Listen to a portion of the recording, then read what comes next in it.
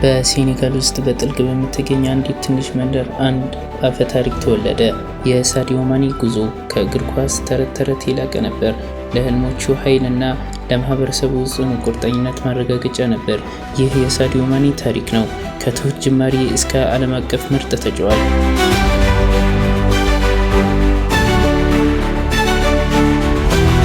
የማኔ እናትም ትላለች፣ ሳዲዮ ሁልጊዜም የተለየ ነበር። ገና በልጅነቱ ለእግር ኳስ የነበረው ፍቅር የማይካድ ነበር።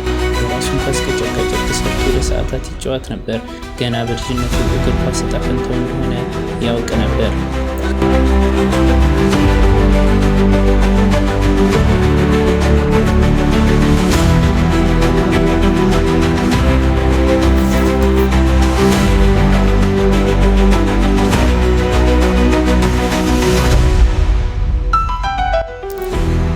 ማኔ መጠነኛ በሆነ ቤተሰብ ውስጥ እያደገ ብዙ ፈተናዎችን ገጠመው።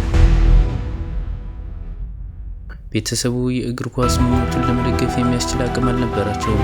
ነገር ግን ጽኑነቱ የማይናወጥ ነበር። ህልሙን ለማድረግ መንገድ መፈለግ እንዳለበት ያውቅ ነበር።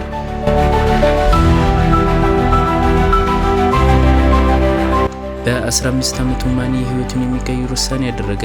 የእግር ኳስ ህልሙን በሴኔጋል ዋና ከተማ ዳካር ውስጥ ለመከታተል መንደሩን ለቆ ወጣ። ይህ ከቤተሰቡና ከሚያውቀው ነገር ሁሉ በመለየቱ አስቸጋሪ ውሳኔ ነበር። አቅሙን ለማሳካት ብቸኛው መንገድ እንደሆነ ያውቅ ነበር።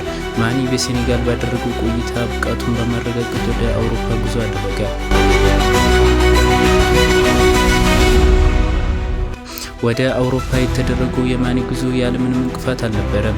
የባህል ልዩነቶችና የቋንቋ እንቅፋቶችን፣ የፕሮፌሽናል እግር ኳስ ጫናዎችን ተቋቁሟል። ክህሎቱን በማዳበር ዋጋውን በማረጋገጥ ማኔ ትልቅ ጽናት አሳይቷል።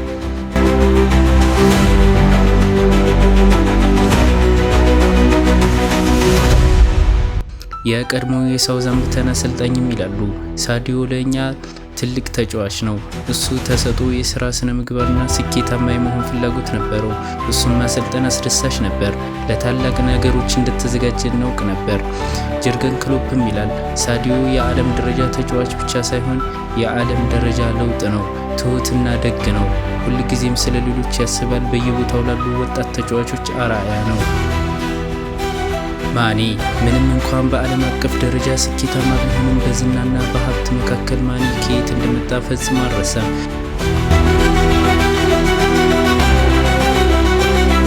ትምህርት ቤቶችን፣ ሆስፒታሎችን፣ መስጊዶችን በመገንባትና ለህብረተሰቡ አስፈላጊ የሆኑ ቁሳቁሶችን በማቅረብ በከፍተኛ ደረጃ ኢንቨስት አድርጓል።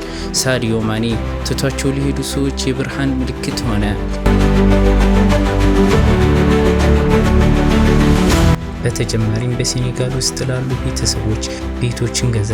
ከ30 በላይ የሚሆኑ የልጆች ቀዶ ጥገናና ሌሎች ብዙ ነገሮችን የሚከፍለው ሳዲዮ ትክክለኛው እግር ኳስ ተጫዋች፣ የተሰነጣጠቀ ስክሪን ያለው ታዋቂው ሳዲዮ ማኔ።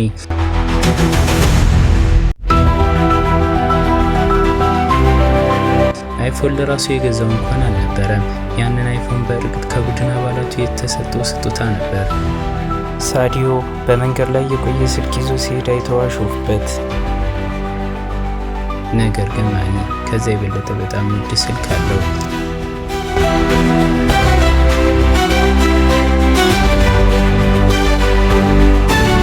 የአውሮፓ ሻምፒዮንስ ሊግን ካሸነፉ በኋላ ክለቡ ለሁሉም ተጫዋች 24 ካራት ወርቅ አይፎን ኤክስኤስ ሰጣቸው።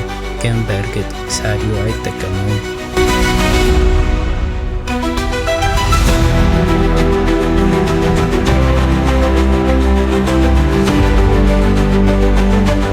በአንድ ቃለ መጠይቅ ላይ ስፖርተኛው ለምን ውድ ሰዓቶች ወይም መኪናዎች እንደማያስፈልጉ ገልጿል። ለምን 10 ፌራሪ፣ 20 የአልማዝ ሰዓቶች ወይም 2 አውሮፕላኖች መግዛት ለምን አስፈለገኝ? እነዚህ ነገሮች ለእኔ ወይም ለዓለም ምን ይሰራሉ? ተርቤ ነበር። በእርሻ ማሳ ላይ መስራት ነበረብኝ። በእግር መጫወት አስቸጋሪ ነበር። ትምህርት አልነበረኝም ወይም ሌሎች ብዙ ነገሮች አልነበሩኝም። አሁን ግን ከእግር ኳስ ያገኘሁትን ገንዘብ ተጠቅሜ ህዝቤን እረዳለሁ። ትምህርት ቤት እገነባለሁ። ቤት ለሌላቸው ድሆች ልብስ፣ ጫማና ምግብ እሰጣለሁ። የቅንጦት መኪናዎች፣ የቅንጦት ቤቶች፣ ጉዞዎች ወይም አውሮፕላኖች አያስፈልጉኝም።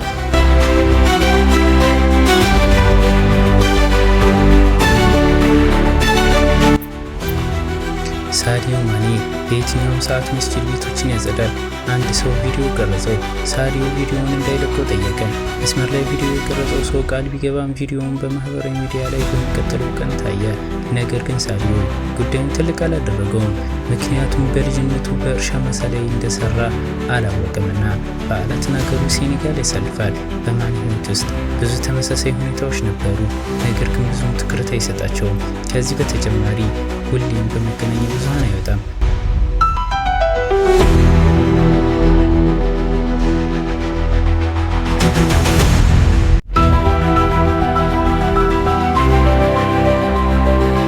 ሳዲዮ አንድ ጊዜ ከአውቶቡስ ከቡድን አባላቱ ጋር ሲወርድ አንድ ሰራተኛ ትልልቅ የውሃ ጠርሙሶችን ሲያወርድ አስተዋለ።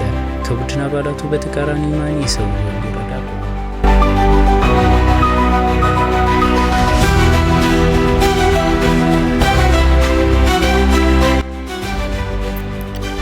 መንደርተኛውም ይላል ሳዲዮ ህይወታችንን ቀይሯል፣ ለተሻለ ወደፊት ተስፋ ሰጥቶናል።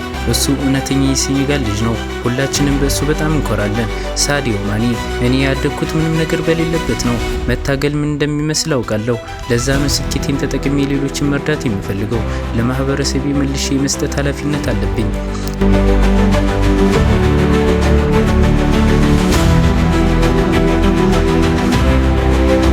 የሳዲዮ ማኔ ታሪክ ለህልሞች ኃይል፣ ለጠንካራ ስራና ለአንድ ሰው እሴቶች ጽኑ ቁርጠኝነት ማረጋገጫ ነው።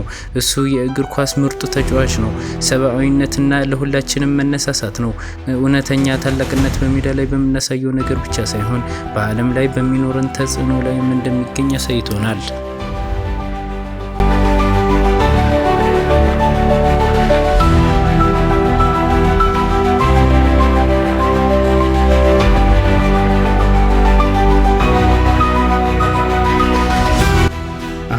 የራሳችሁን አስተያየት መስጠት ትችላላችሁ።